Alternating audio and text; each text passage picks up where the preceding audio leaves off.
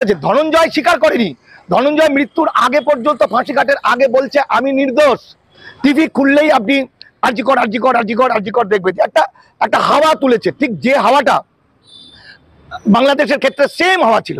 এই যে মিডিয়াগুলো, যে মিডিয়ার কথা শুনে আমরা লাফাচ্ছি, এই মিডিয়াগুলো আমরা নিজেরাই সিদ্ধান্ত নিয়ে নিয়েছি যে অনেকজন মিলে ধর্ষণ করেছে এবং ওখানে 150 গ্রাম বীর্য পাওয়া গেছে এবং ইত্যাদি ইত্যাদি ইত্যাদি, এত নিজেরাই মাথার মধ্যে বসিয়ে নিয়েছি। তো এই 27 তারিখকে কেন্দ্র করে কলকাতার আশেপাশে বিভিন্ন জায়গায় অস্ত্র প্রশিক্ষণের কাজ শুরু হয়ে গেছে, লাঠি রেডি করা শুরু হয়ে গেছে। হোসেন শহীদ সোহরাবুদ্দি বলছেন যে বাংলা ভাগ করে বাংলাকে পাকিস্তানের মধ্যে ঢুকিয়ে দেওয়া, এটা সম্পূর্ণ মিথ্যা। এই মুহূর্তে আমাদের ভারতবর্ষে যে আইনটা লাগু হয়েছে সেটা 13ই ডিসেম্বর গৌহাটি হাইকোর্টের যে রায়, সেই রায় বলছে সারা ভারতবর্ষের ক্ষেত্রে যারা আবেদন করেছিলেন, নাগরিকত্ব পাননি, বিদেশি ঘোষিত হয়ে গেছে, তারা ভারতবর্ষে 5টা। ওখানে নবান্ন অভিযানটা হচ্ছে কেন? নবান্ন অভিযান হচ্ছে, যেটা আমরা জেনেছি কারা করছে, এটা বিজেপি আরএসএস করছে।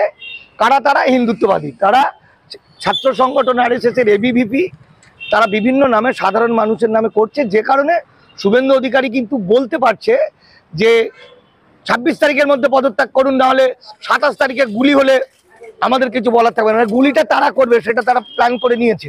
এখন ঘটনা হচ্ছে যে আমরা যদি দেখি যে এটা কেন হচ্ছে, এটা বিচার চাইতে। কিসের বিচার? একটি মেয়ে, আমাদেরই কন্যা, যাকে নৃশংসভাবে হত্যা করেছে একজন খুনি, একজন রেপিস্ট, সেইটার বিচার চাইতে কারা বিচার চাইছে? বিচার চাইছে জনগণ, বিচার চাইছে। এখন মজাটা হচ্ছে দায়ীকে দেখুন, এখানে বিচার চাওয়াদের মধ্যে সমস্ত বিরোধী সংগঠন, বিরোধী রাজনৈতিক দল, সমস্ত মানুষ, এমনকি বিচার চাইছে রাজ্যের মুখ্যমন্ত্রী এবং অভিষেক বন্দ্যোপাধ্যায় সাংসদ। অভিষেক বন্দ্যোপাধ্যায় একই বিচার চাইছে। কি বলছে? কালকে মুখ্যমন্ত্রী মমতা বন্দ্যোপাধ্যায় প্রধানমন্ত্রীর কাছে চিঠি দিয়েছে যাতে এই রেপিস্টদের, এই রেপ কেসগুলো 15 দিনের মধ্যে সাল্টে দেওয়া যায়। যদিও এটা আইনত সম্ভব কিনা জানি না। দেখুন, বিচার বিজেপি চাইছে, সিপিএম চাইছে, জনগণ চাইছে, মহিলা চাইছে, তৃণমূল চাইছে, অভিষেক চাইছে, সবাই বিচার চাইছে। তাহলে নবান্ন অভিযানটা কেন? খুব ভালো করে একবার চেষ্টা করে দেখুন। আজকের তারিখ পর্যন্ত টিভি খুললেই আপনি আরজিকর দেখবেন। একটা একটা হাওয়া তুলেছে, ঠিক যে হাওয়াটা বাংলাদেশের ক্ষেত্রে সেম হাওয়া ছিল। কিন্তু বাংলাদেশের ঘটনাটা, বাংলাদেশের গণ অভ্যুত্থান হয়েছে 5 তারিখে, তারিখটা মনে রাখুন। আর এইখানের ঘটনা হয়েছে আমাদের কন্যাকে, এই প্রিয় তিলোত্তমাকে খুন করেছে, রেপ করেছে, এটা 9 তারিখে, প্রায় কাছাকাছি সময়। এবার মজাটা হচ্ছে, যদি খুব সূক্ষ্মভাবে তাকান তাহলে দেখবেন যে 5 তারিখের পর থেকে গোটা মিডিয়া বারবার খালি মৃতদেহ দেখাচ্ছে, বাংলাদেশে হিন্দু নির্যাতন, হিন্দু নির্যাতন, হিন্দু নির্যাতন। আর কি দেখাচ্ছে?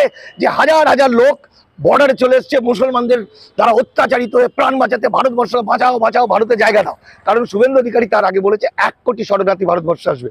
এটার সঙ্গে ঠিক তারপরে এটা যখন তুঙ্গে উঠলো, সারা ভারত যখন তোলপাড়, সারা পৃথিবী যখন তোলপাড়, তখন ঘটে গেল আরজিকরের ঘটনা। ঠিক তখনই দেখবেন বাংলাদেশের মুসলমানরা ভালো হয়ে গেল, তারা আর হিন্দু নির্যাতন করছে না।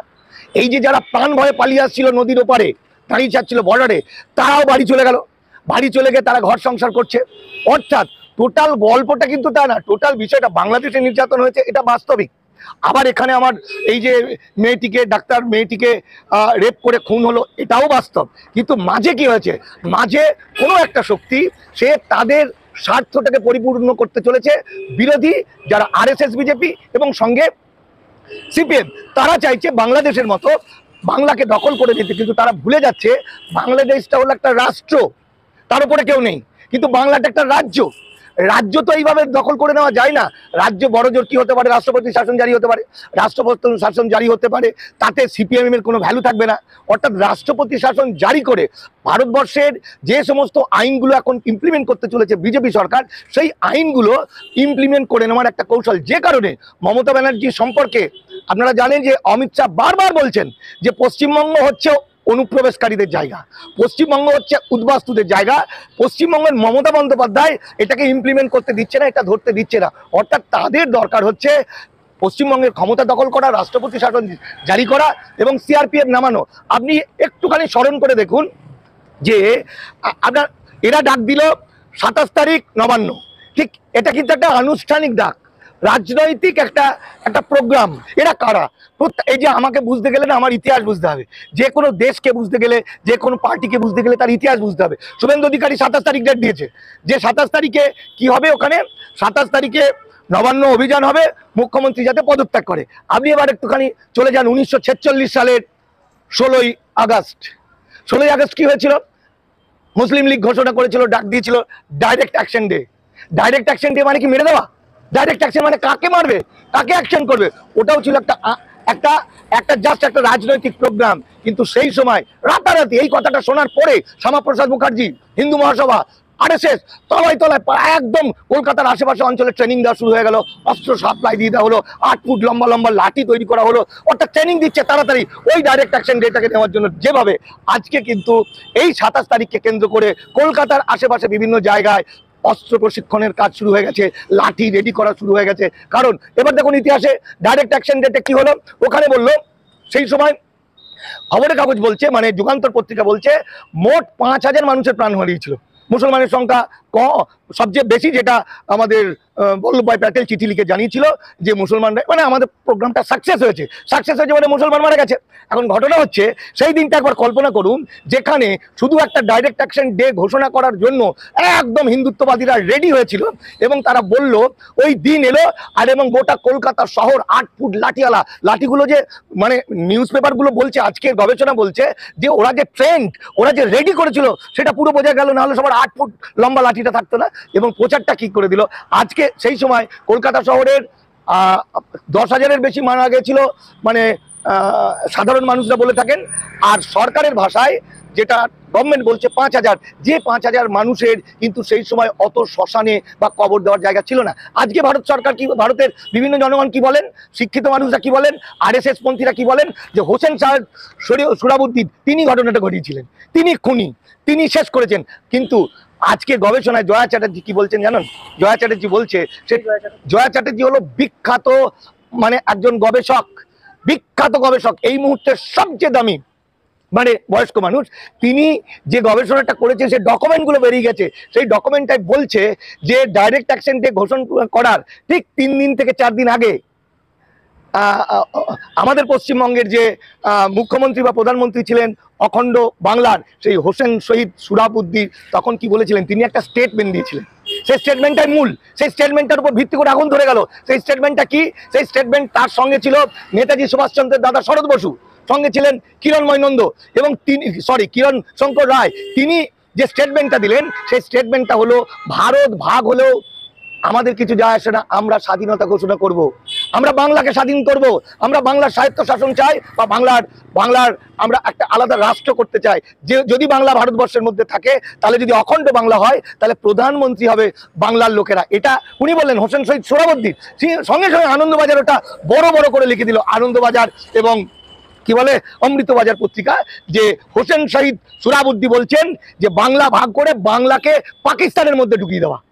এটা সম্পূর্ণ মিথ্যা। ঠিক যেভাবে আজকে বিভিন্ন মিডিয়া যেভাবে একটা ইস্যুকে নিয়ে ইস্যু থেকে বাইরে চলে গিয়ে, যেখানে মেয়েটার খুন হয়েছে আমাদের কন্যা, তার বিচার চাই, বিচারের বাইরে চলে গিয়ে ক্ষমতা দখলের জায়গায় চলে গেছে, ঠিক, এবং মিডিয়াগুলো নানা রকমভাবে সেটা প্রচার করে মানুষকে তাতিয়ে রাখছে, ঠিক তখনও কিন্তু আনন্দবাজার এবং অমৃতবাজার এটা করেছিল।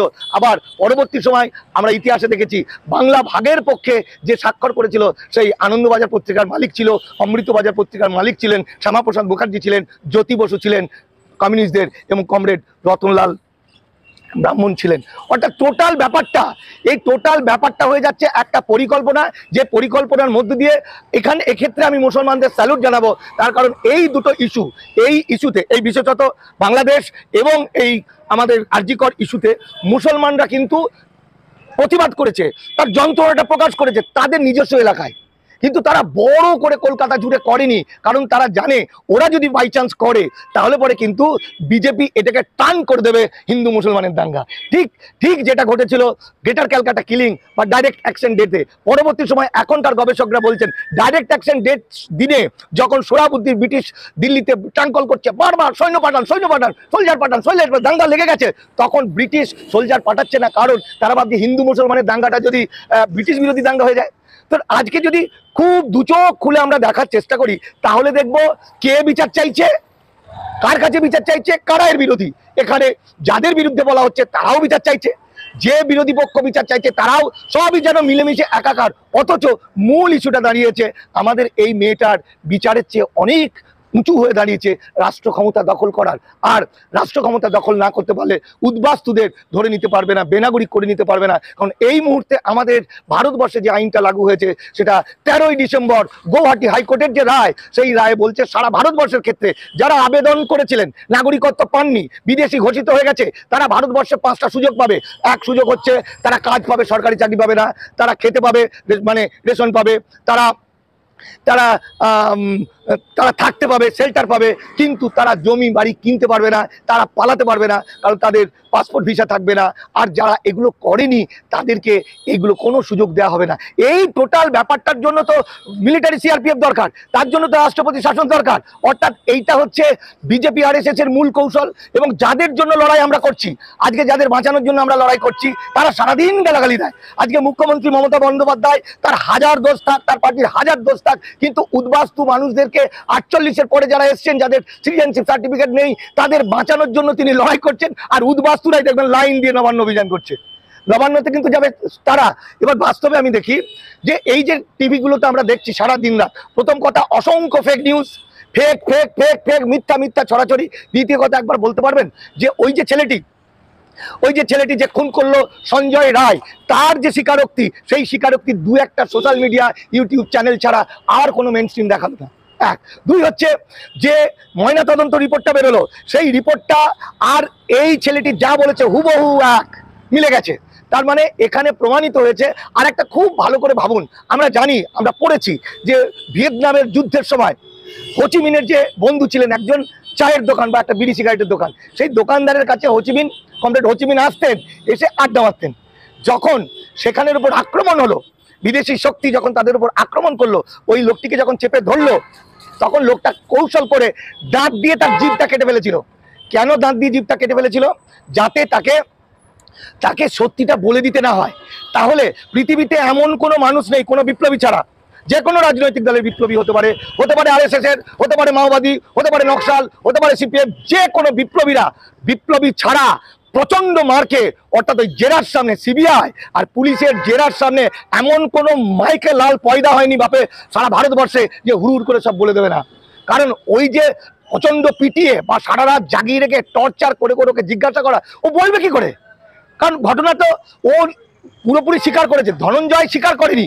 ধনঞ্জয় মৃত্যুর আগে পর্যন্ত, ফাঁসি কাটের আগে বলছে আমি নির্দোষ। কারণ তখন বুদ্ধদেব ভট্টাচার্যের স্ত্রী মীরা দেবীর বিরাট আন্দোলনের ফলে ধনঞ্জয় ফাঁসি হয়েছিল, কারণ ওর পিছনে মাওবাদীরা ছিল, তারা চাঁদা তুলে কেস লড়তো। কিন্তু এখানে এই ছেলেটি সে তো নিজে স্বীকার করছে যে আমি করেছি। আর যেভাবে তার উপর টর্চার হচ্ছে, যেভাবে তার উপর ধরুন পুলিশ তাকে নাই মিষ্টি টিষ্টি খাওয়াচ্ছে রাজ্য সরকার, কথার কথা আমি বলছি, কিন্তু সিবিআই তো তা করেনি। সিবিআই তো উদ্দেশ্য তার মুখ দিয়ে বের করাবো, তার কারণ কাগজে টিভিতে তো তাই বেরোচ্ছে। আর একটা জিনিস মনে রাখতে হবে যে এই যে মানুষের উন্মাদনা আজও চলছে, সেটা সুপ্রিম কোর্টের প্রধান বিচারপতি, চিফ জাস্টিস, তার কথা অনুযায়ী তো, হ্যাঁ, চন্দ্রচূড় বাবুর কথা অনুযায়ী তো। কিন্তু একটা জিনিস ভুলে গেলে চলবে না, আমাদের দেশের 80% বিচারক কিন্তু ব্রাহ্মণ্যবাদী আরএসএস। একটা জিনিস ভুলে গেলে চলবে না। আমার এই ভিডিও যারা শুনছেন তারা শুনে রাখুন, যারা এই আক্রমণ করবেন উদ্বাস্তু হিন্দুরা, যেদিন ওই 27 তারিখ টার্গেট করেছেন, এই চন্দ্রচূড় বাবু মাসখানেক আগে টিভিতে কপিল সিবালের সঙ্গে কথোপকথনে আসামের নাগরিকত্ব 6A নিয়ে মামলার প্রেক্ষিতে বলেছিলেন ভারতবর্ষে সীমিত চাকরি, ভারতবর্ষে সীমিত খাদ্য, ভারতবর্ষে সীমিত শিক্ষা, ভারতবর্ষে সীমিত বেড, মানে চিকিৎসা, সুতরাং অবৈধ অনুপ্রবেশকারীদের এখানে অ্যালাউ করার কোনো সুযোগ নেই। ফলে চারিদিক থেকে ঘিরে ফেলেছে, তারই একটা অ্যাকশন হচ্ছে। আর এই যে মিডিয়াগুলো, যে মিডিয়ার কথা শুনে আমরা লাফাচ্ছি, এই মিডিয়াগুলো আমরা নিজেরাই সিদ্ধান্ত নিয়ে নিয়েছি যে অনেকজন মিলে দর্শন করেছে এবং ওখানে 150 গ্রাম বীর্য পাওয়া গেছে, মানে ইত্যাদি ইত্যাদি ইত্যাদি, এত নিজেরাই মাথার মধ্যে বসিয়ে নিয়েছি। কিন্তু একটাবার ভাবছি না যে ওই যে TV9 চ্যানেলটা আম্বানির চ্যানেল, ওই যে নিউজ 18, নিউজ 18 আম্বানির চ্যানেল, আর বাংলার সরাসরি বিজেপি আরএসএস এর চ্যানেল, এই যে কলকাতা নিউজ, সেটাও তাই আনন্দবাজারকে ফান্ডিং করে আদানির মতো কর্পোরেট পুঁজিরা। সুতরাং টোটালটা মিলে একটা প্রোগ্রাম হয়েছে, পরিকল্পনা হয়েছে, ভোটের মাধ্যমে বাংলাকে ধ্বংস করা গেল না। সুতরাং যেভাবেই হোক বাংলাকে ধ্বংস করতে না পারলে, বাঙালিকে ধ্বংস করতে না পারলে তাদের হিন্দু রাষ্ট্র হয় না, কারণ তাদের দাস শ্রমিক তৈরি হয় না, কারণ বাংলার 5 কোটি মানুষ দাস হতে চলেছে। এটা হলো মূল স্টোরি। এর পরের যদি আস্তে আস্তে মিলিয়ে নেন, আমরা বলছি যে মেয়েটিকে খুন হয়েছে সে আমাদের মেয়েরা যে প্রতিবাদ করেছে কলকাতা দখল প্রথম দিন, এটা ঐতিহাসিক একটা প্রোগ্রাম। এর চেয়ে বড় কিছু আর হতে পারে না। মেয়েদের প্রতি বঞ্চনা, 1000 বছর ধরে যে অত্যাচার, তার বিরুদ্ধে নিশ্চয়ই আন্দোলন করবে। কিন্তু তার মাঝে ঢুকে পড়ে পলিটিক্যাল দলগুলো, সেটা এই এখন আরএসএস বিজেপিকে আর কিন্তু পলিটিক্যাল দল নয়, এ একটা গুন্ডার বাহিনী, একটা গুন্ডা। যেভাবে ওরা স্বাধীনতার পর থেকে 4 বার নিষিদ্ধ হয়েছিল, এই গুন্ডা বাহিনী, এবং ধমকি দিচ্ছে। শুভেন্দু অধিকারী বলছে 27 তারিখে না হলে যদি 26 তারিখে পদত্যাগ না করেন, ধমকি, তাহলে 27 তারিখে গুলি চলার দায়ী আপনি থাকবেন। গুলিটা তো তারাই করবে, তার কারণ তারা তো প্রস্তুতি নিচ্ছে, তারা তো বিভিন্ন গ্রামে গঞ্জে লাঠি সোটা নিয়ে, গুলি গোলা বন্দুক নিয়ে তো প্রস্তুতি নিচ্ছে। কিন্তু শুভেন্দু অধিকারীকে বলে রাখি, এটা বাংলা, এটা বাঙালি সমাজ। বাঙালিরা আজকে সারা ভারতবর্ষের প্রবাসী বাঙালিদের একমাত্র আশ্রয়স্থল বাংলা। সুতরাং বাংলায় যখন এসব করতে আসবে, তখন কিন্তু বাঙালি সিপিএম তৃণমূল কংগ্রেস বুঝবে না।